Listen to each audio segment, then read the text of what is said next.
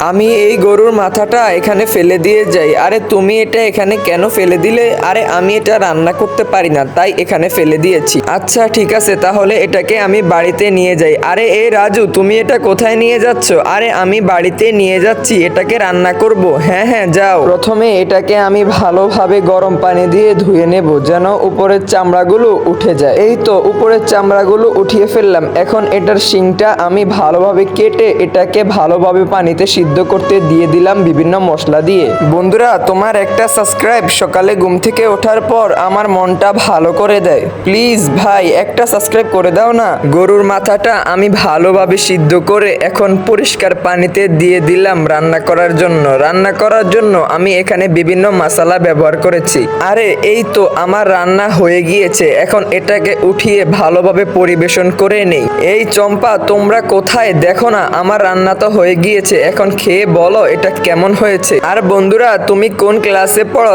তা কমেন্ট করো। আরে বাহ, এটা খেতে তো খুবই দারুণ হয়েছে।